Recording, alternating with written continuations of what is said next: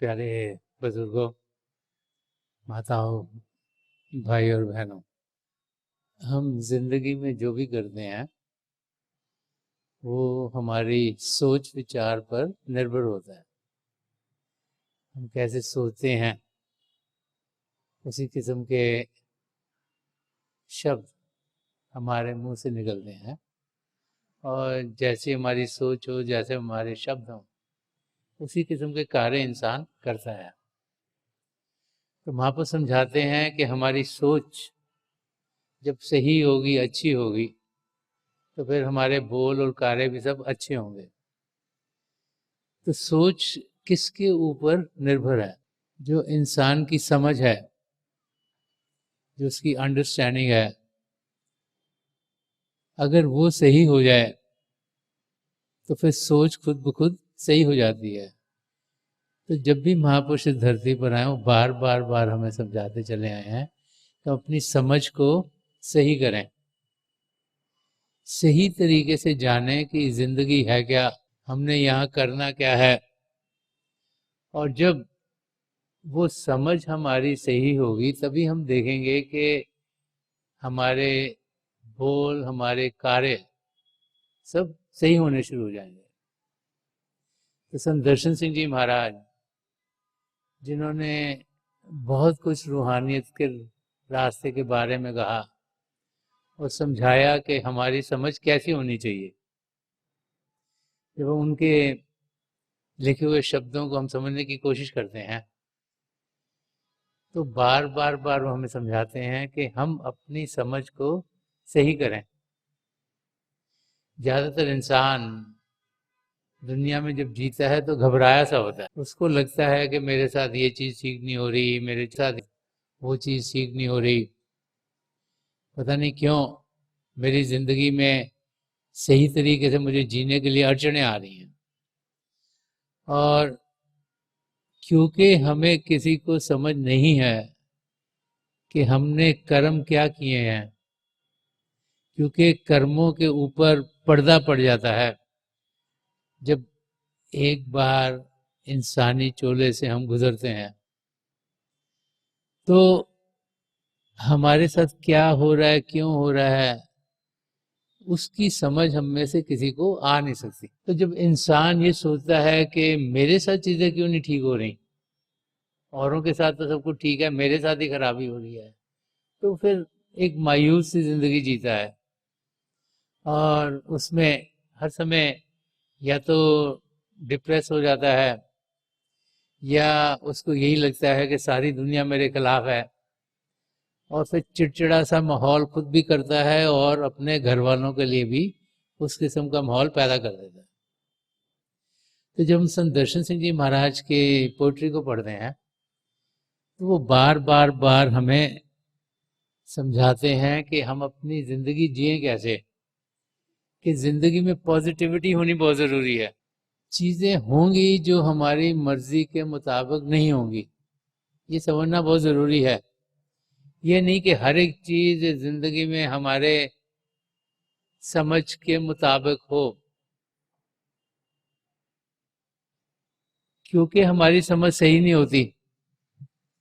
और हमारी समझ यही रहती है कि हमने इस दुनिया में कुछ करना है, कि हमने इस दुनिया में जीते हुए इस दुनिया की बुलंदियों को पाना है।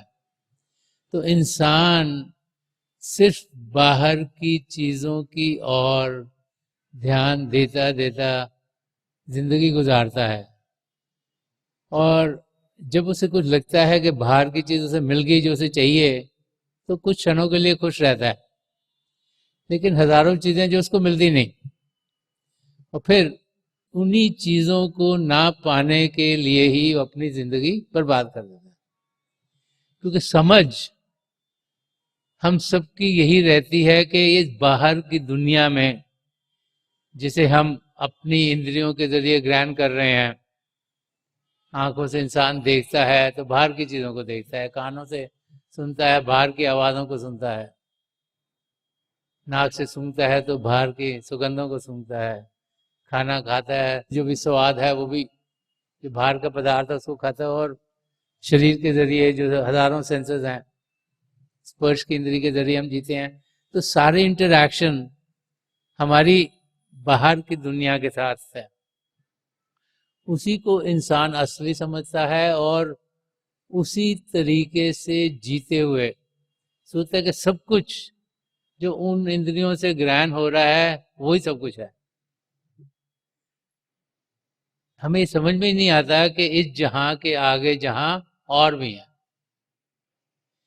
हमें समझ में नहीं आता कि हमारा मकसद क्या है।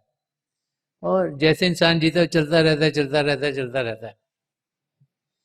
तो महापुरुष जब भी धरती पर आए बार बार बार हमें समझाते चले आए हैं कि यहाँ आने का मकसद पहले तो अपने आप को सही रूप में जानना है। हमें ये जानना है कि असलियत में हम ये शरीर नहीं, जो ताकत इस शरीर को जान दे रही है, जिसके जरिए शरीर चलता फिरता है, उसको आत्मा कहें, रूह कहें, सोल कहें, असलियत हमारी उसी में है। और ये शरीर पिता परमेश्वर ने अपनी दया मेहर से हम सबको दिया है कि हम अपने आप को उस आत्मिक रूप में जान सकें, कि हम पहचान सकें कि हम हैं कौन। और हर एक इंसान का इस धरती पर आने का मकसद एक ही है। ये नहीं कि कोई भारतवर्ष में पैदा हुआ तो उसका मकसद और है, कोई अमेरिका में पैदा हुआ उसका मकसद और है, कोई अफ्रीका में पैदा हुआ उसका मकसद और है, कोई यूरोप में पैदा हुआ उसका मकसद और है। हम सब इंसानों का मकसद एक ही है कि हमें एक मौका पिता परमेश्वर ने दिया है,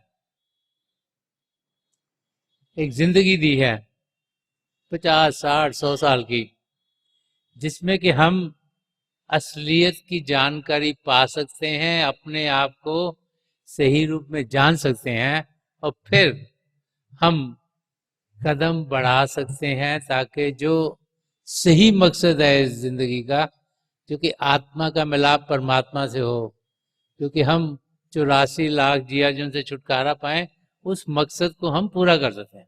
तो संत दर्शन सिंह जी महाराज, जिन्होंने बहुत कुछ इंसान को जीना कैसे चाहिए वो अपने लफ्जों के जरिए समझाया है, और एग्जाम्पल लेके दुनिया के जो रोज रोज की चीजें हमारे साथ होती हैं उनके जरिए समझाया है कि हम अपनी समझ को सही कैसे करें।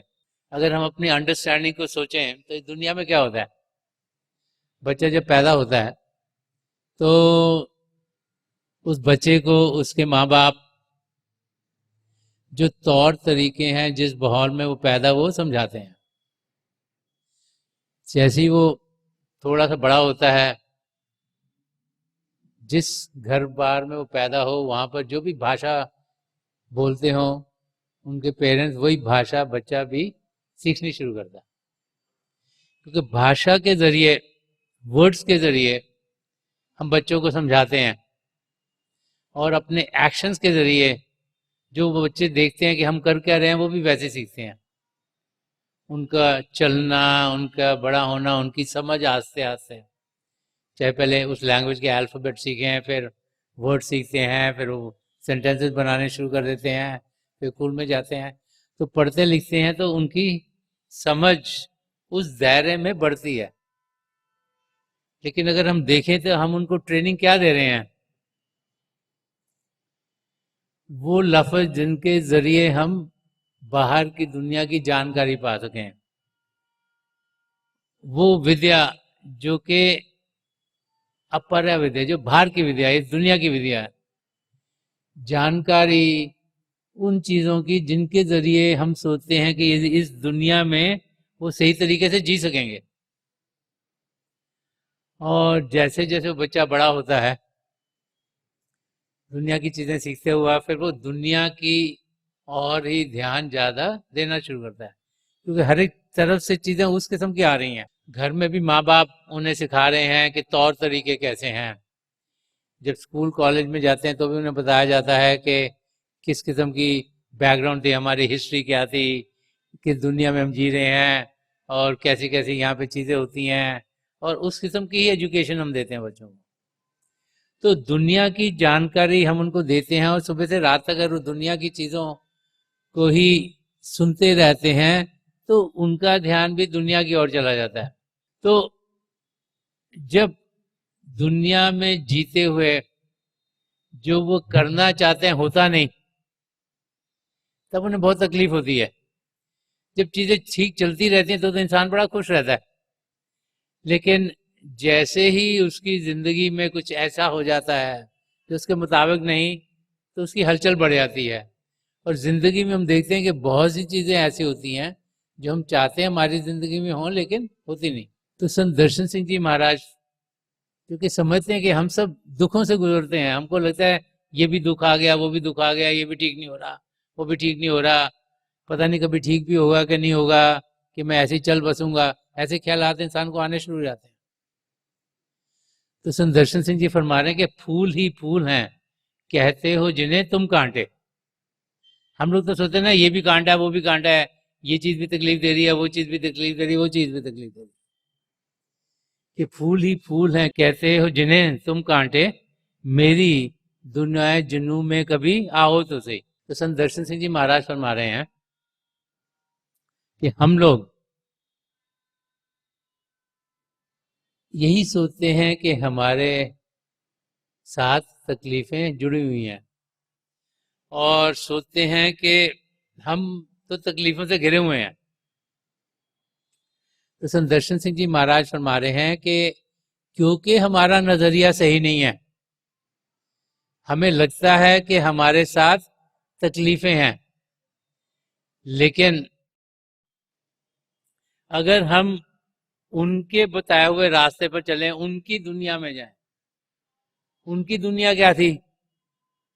प्रेमो आनंद की दुनिया, मस्ती की दुनिया, प्रभु की याद की दुनिया, प्रभु के मिलन की दुनिया, खुशियों से भरपूर दुनिया, एक शांत दुनिया। तो संत दर्शन सिंह जी महाराज फरमाते अगर आप मेरी दुनिया में आओगे तो आपको समझ में आएगा कि ये कांटे नहीं, ये फूल हैं।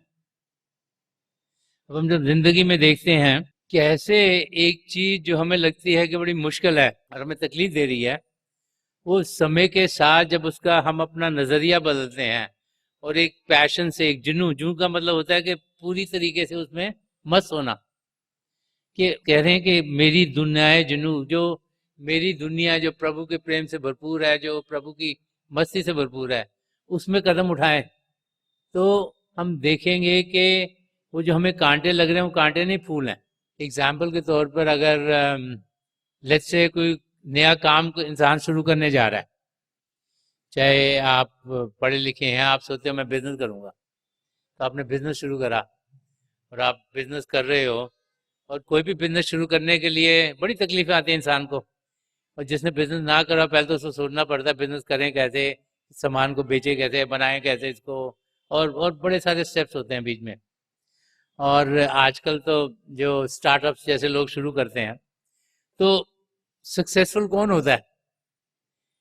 जो तो कठिनाइयों से डर जाते हैं वो तो वैसे के वैसे ही रह जाते हैं, उनको काम छोड़ना पड़ता है। लेकिन जो पूरे लगन से, प्यार से उस बिजनेस को समझ के आराम से लगे रहते हैं, जिनके अंदर एक पैशन है कि हमने इसको सक्सेसफुल करना है, वो जब बड़े प्यार से उसमें लगे रहते हैं तो देखते समय के साथ उनका बिजनेस, उनकी चीजें ठीक ठीक होनी शुरू हो जाती हैं। तो जब समझ इंसान की सही हो कि हमने ये चीज करनी कैसी है, उसको समझना, उसके सारे चीजों को समझना और उनको फिर एक एक करके ध्यान देके ठीक करना, तो इंसान अपने मंजिल तक पहुंचता है। लेकिन जब तक वो होता नहीं तब तक लगता है तकलीफें ही तकलीफें ही तकलीफें ही तकलीफें। हम सब जब मुसीबत आती है तो सोचते हैं कि मुसीबत क्यों आ गई, कैसे आ गई, घबरा जाते हैं। ये नहीं समझते कि कई बारी जब मुसीबत आती है तभी हमारा ध्यान पिता परमेश्वर की ओर ज्यादा जाता है। तो हम कई बार सोचते हैं कि मुश्किल आ गई, मुश्किल आ गई, पर देखते हैं मुश्किल में हम परमात्मा को ज्यादा याद करते हैं, और जब प्रभु को हम याद करते हैं तो वही जिंदगी है, वही समय बढ़िया है, उससे बढ़िया कोई समय हो ही नहीं सकता। तो संत दर्शन सिंह जी महाराज यही फरमा रहे हैं कि फूल ही फूल हैं कहते हो जिन्हें तुम कांटे। तो हम लोग सोचते हैं कि ये भी चीज खराब है, ये भी चीज खराब है, बट जब जब खराबी होती है चीज में तो क्या करते हैं, पहले तो कोशिश करते हैं उसको फिक्स करने की। फिर जब हमसे फिक्स नहीं होते क्या होते, फिर प्रभु को याद करते हैं, प्रार्थना करते हैं प्रभु से, हे पिता परमेश्वर ये चीज हमारी ठीक कर दो। तो ध्यान अगर प्रभु की ओर गया तो वो अच्छा है। तो संत दर्शन सिंह जी महाराज हमें यही समझा रहे हैं कि छोटी मोटी चीजों से इंसान को घबराना नहीं चाहिए, अपने नजरिए को बदलना चाहिए। ये समझना चाहिए कि अगर कोई तकलीफ आई है तो हमारे कर्म कट रहे हैं, कोई कर्म जो हमारे साथ जुड़े हुए हैं, जब तक वो कटेंगे नहीं तो 84 लाख जिया जो उनसे छुटकारा नहीं मिलेगा। तो हमारी किसी भी चीज को देखने का नजरिया जब सही होता है तो हर एक चीज हमारी बेहतर होनी शुरू हो जाती है।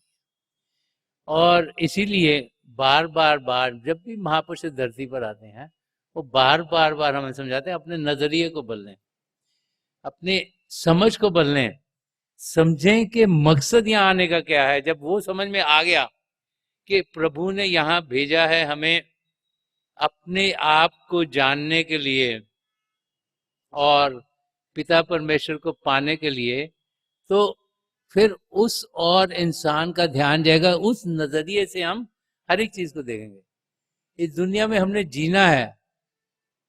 जो सन्मत का रास्ता हमें यही समझाता है कि घर बार में रहते हुए हम अपने मकसद को पा सकते हैं। इस दुनिया में जीते हुए, इस दुनिया में प्रभु ने हमें भेजा है, पर हमारा मकसद है अपने आप को जानना, पिता परमेश्वर को पाना। तो इस दुनिया में जीते हुए हम अपने मकसद तक पहुंच सकते हैं। तो संत दर्शन सिंह जी महाराज में यही समझा रहे हैं कि हम अपने नजरिए को बदलें, ये जाने कि जब हम ध्यान पिता परमेश्वर की ओर करेंगे तो जिंदगी खुशियों से भरपूर होगी, आनंद की अवस्था में हम रहेंगे और हर एक चीज हमारे लिए बेहतर से बेहतर होगी। जब इंसान को ये समझ में आती है तो जिंदगी बड़े प्यार से उसकी गुजरती है, बड़े आराम से गुजरती है और आसानी से गुजरती है।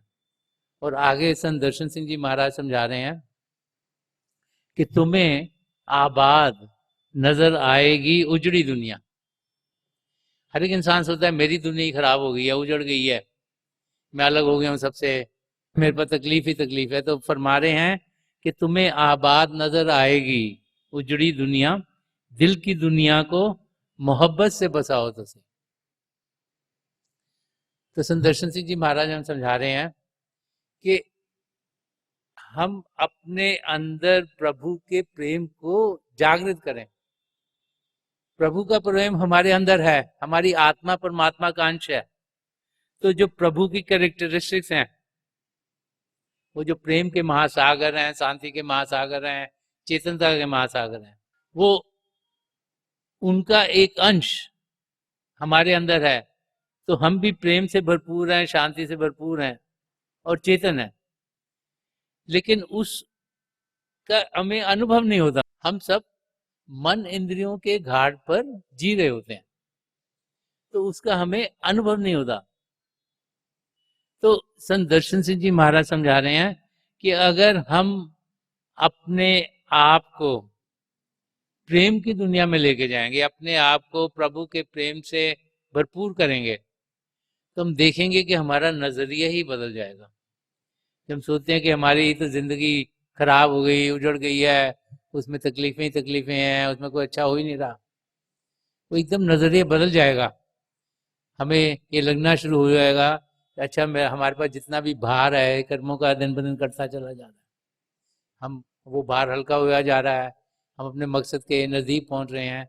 तो जो बाहर की कोई तकलीफ भी होगी वो आएगी तो गुजर जाएगी, उसकी और इंसान का ध्यान नहीं रह लगेगा, ये आई ये भी टल जाएगी। अगर आप अपनी ज़िंदगी में देखो तो कितनी बार किसी को बुखार हो जाता है, कोई बीमार हो जाता है, किसी को वायरस हो गया और उस वक्त लगता है पता नहीं क्या हो जाएगा।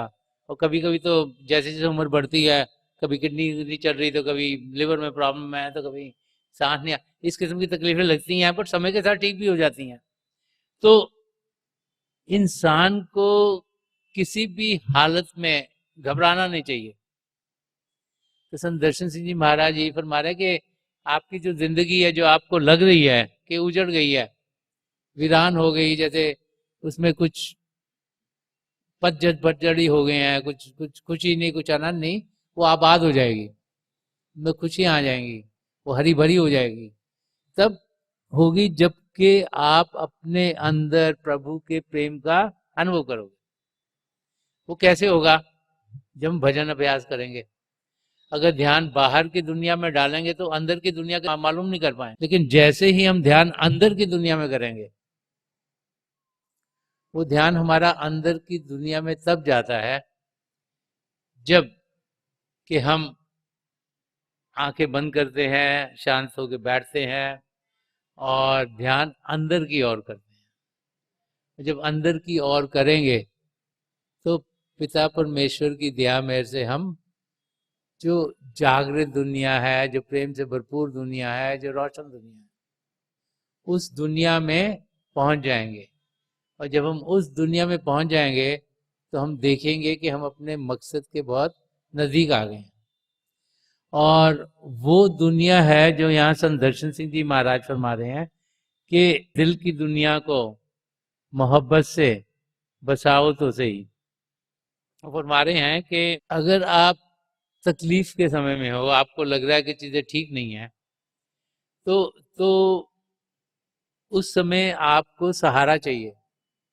जब अंदर की दुनिया में बढ़ते हैं, प्रेम की दुनिया में बढ़ते हैं, तो हमें अपने सदगुरु का सहारा मिलता है, पिता परमेश्वर का सहारा मिलता है। अगर आप देखें कि दुनिया में जैसे आप किसी तकलीफ के समय में से जा रहे हैं और आपको तकलीफ हो रही है और आप अकेले ही उस तकलीफ को झेल रहे हैं, तो आप और भी डिप्रेस हुए चले जाते हैं और भी आपको तकलीफ लगता है बढ़ती जा रही है।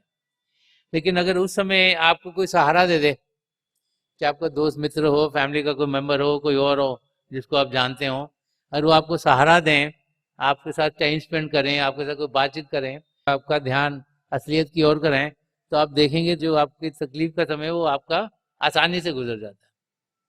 तो यहाँ संत दर्शन सिंह जी महाराज फरमा रहे हैं कि हमारे पास, हमारे अंदर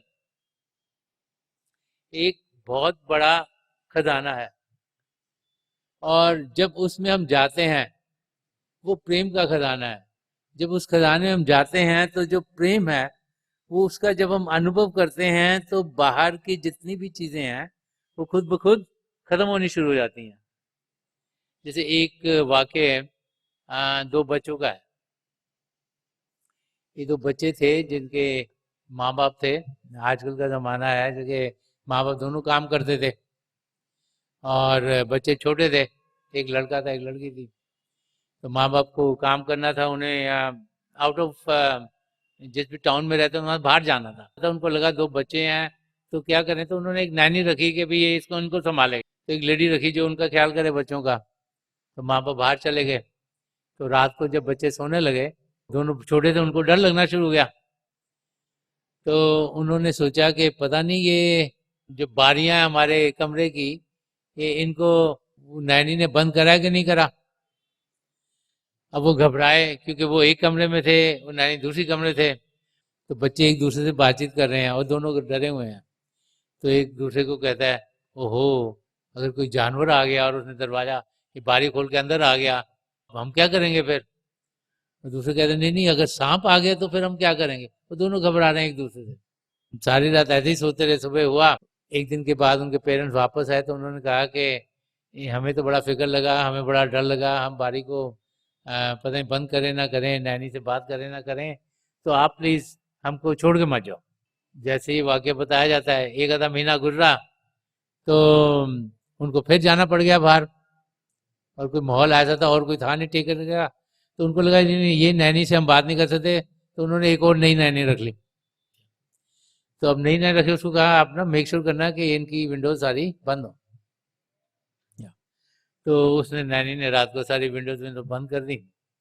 अब दोनों बच्चे अब रात को सोने लगे हैं, तो वो फिर घबराना शुरू हो गए कि ओहो, अगर कोई बाहर से आ गया, उन्हें शीशा तोड़ दिया और वो अंदर आ गया, तो फिर हम क्या करेंगे। फिर वो घबराए, फिर घबराए, फिर घबराए, सारी रात फिर उनकी ऐसी घबराहट में गुजर गई। अब जब माँ बाप फिर वापस आए तो उन्होंने फिर उनको बताया कि हमको तो बड़ा फिक्र था। तो अब माँ बाप ने सोचा कि अब हमको जाना तो बाहर पड़ता है कि हमारा काम ऐसा है, नहीं तो काम रुकेगा तो करें क्या। तो जब भी ऐसे वाक्य सुनाए जाते हैं, सोल्यूशन तो एक किसी बुजुर्ग के पास जाकर ही मिलता है। उनका एक एक बुजुर्ग हैं, बड़े सियाने हैं, इनको पास के पूछते हैं कि हम क्या करें। तो एक बुजुर्ग के पास गए, उनको पूछा कि हमको बाहर जाना पड़ता है, बच्चे हमारे बड़े घबराते हैं, तो क्या करें। तो बुजुर्ग ने बड़ा सोच के उनको कहा कि आप क्या करो कि अपने घर में ना एक सेफ रूम बनाओ, जैसे सेफ होता है ना वॉल्ट जैसा, वैसा बनाओ, और बड़ा बनाओ, उसमें कोई भी बारी ना लगाओ, और इसको इतना पक्का बनाओ ताकि जब आप जाओ कमरा इतना बड़ा होना चाहिए लेकिन सब दीवारें ऐसे जैसे सेफ बना हुआ है, ताकि बच्चे जब उसमें रहें तो उनको लगे ना कि कहीं से कोई तोड़ के आ सकता है। तो उन्होंने सेफ बना, उसके बाद बच्चे खुश हो गए। तो मैं वाकई इसलिए सुना रहा हूँ कि हमारे अंदर प्रभु ने सेफ ऑलरेडी बनाया हुआ है। हमारे अंदर वो एक ऐसी जगह है जहां पर कोई भी हमें तकलीफ दे नहीं सकती। हम प्रभु के प्रेम से भरपूर हैं, प्रभु के रूहानियत का खजाना हम सबके भीतर है। जब हम अंदर की दुनिया में कदम बढ़ाते हैं तो हम उस खजाने को पा सकते हैं। तो बार बार बार महापुरुष हमें समझाते हैं कि हम उस खजाने को पाएं, हम अपना ध्यान असलियत की ओर करें, हम जाने कि हमारा सहारा हमारे साथ हर पल हर क्षण है। पिता परमेश्वर हर क्षण में हम सबका ख्याल कर रहे हैं। हम भाई बहन जिन्हें नाम की देन मिली है, तो हमारे सदगुरु का नूरी स्वरूप यहाँ शिव नेत्र पर टिका रहता है। तो वो हर समय हमारा ख्याल कर रहा होता है, और वो यही चाह रहा होता है कि हम अंदर की ओर ध्यान दें, ताकि वो हमें मदद करें, हमें सहारा दें, हम अपने साथ अंदर के मंडलों में ले जाएं और हमारी आत्मा का मिलाप परमात्मा में कराएं। तो इसका अनुभव हमें तब होगा जबकि हम भजन अभ्यास में बढ़ेंगे। जब तक ध्यान टिकाएंगे नहीं, बैठेंगे नहीं, हम अपनी मंजिल तक पहुंचेंगे नहीं। और भजन अभ्यास का असर तब होता है जबकि हमारी जिंदगी एक पवित्र जिंदगी बने, हमारी जिंदगी सद्गुणों से भरपूर हो। बहुत सी बात संत कृपाल सिंह जी महाराज भी फरमाते थे कि an ethical life is the stepping stone to spirituality, कि हमारी जिंदगी में सद्गुणों का होना एक पहला कदम है रूहानियत के रास्ते पर बढ़ने के लिए। तो एक सच्चाई की जिंदगी जीना, एक पवित्र जिंदगी जीना, एक प्रेम से भरपूर जिंदगी जीना, एक निष्काम सेवा भाव से भरपूर जिंदगी जीना, करुणा से जीना, अहिंसा का रास्ता अपनाना, ये सब सद्गुण है जो हमारी जिंदगी के बेस बनाते हैं, ताकि हम फिर अपनी मंजिल की ओर बढ़ सकें। तो संत दर्शन सिंह जी महाराज के जब भी लफ्ज सुनने को मिलते हैं, समझने को मिलते हैं, तो बार बार बार हमें यही समझाते हैं कि हम अपने कदम अपनी मंजिल की ओर बढ़ाएं, हम प्रभु के प्रेम को अपने अंदर जागृत करें। और जब हम प्रभु के प्रेम को जागृत करेंगे तो हम देखेंगे कि हमारे कदम अपनी मंजिल की ओर तेजी से बढ़ते चले जाएंगे। हम सब इस धरती पर एक ही मकसद से आए हैं। हम अलग अलग लेवल्स पर होंगे, हमारे कर्म अलग अलग हैं, लेकिन मकसद सबका एक ही है। और हम सब इसी जिंदगी में 84 लाख जिया जुन से छुटकारा पा सकते हैं, ये बार बार बार महापुरुष हमें समझाते चले हैं। हमें अपने कदम प्रभु की ओर बढ़ाने हैं। ये जो हमारे अंदर रूहानी खजाना है, इसमें कोई ताकत नहीं जो कि हमें अपनी मंजिल पर जाने से रोक सके। इसीलिए हमें सिमरन दिया गया है कि जब हम अभ्यास करते हैं हम सिमरन करें, ताकि कोई भी ताकत जो सचखंड तक जाने वाली ना हो वो हमें फिर डिस्टर्ब नहीं कर पाती। तो इस खजाने में जाना तो हमारा कार्य है, कदम तो हमने बढ़ाने हैं, वो जो प्रभु का शब्द जो हमारे भीतर चल रहा है उसके साथ जुड़ने के लिए। तो बार बार बार संत दर्शन सिंह जी महाराज हमें समझाते हैं कि एक जुनू की जिंदगी, एक वो जिंदगी जो प्रभु के प्रेम से भरपूर हो, वो जिंदगी जिसमें हम प्रभु का प्रेम जो हमारे भीतर है उसका अनुभव करें, ऐसी जिंदगी हम जिए और वो जिंदगी तब होगी जब हम उस खजाने की ओर कदम बढ़ाएंगे। हम को शरीर को शांत करना आसान है, मन को शांत करना बड़ा मुश्किल है। और मन को शांत करने के लिए हमारे सदगुरु ने हमें नाम की देन दी है, सिमरन करने को दिया गया है, ताकि जब हम उन नाम का जाप करते हैं तो कोई ऐसी ताकत नहीं जो हमें अपनी मंजिल तक जाने से रोक पाए। तो जब इंसान एक पवित्र जिंदगी जीता है और भजन अभ्यास करता है, तभी वो अपनी मंजिल की ओर तेजी से बढ़ पाता है।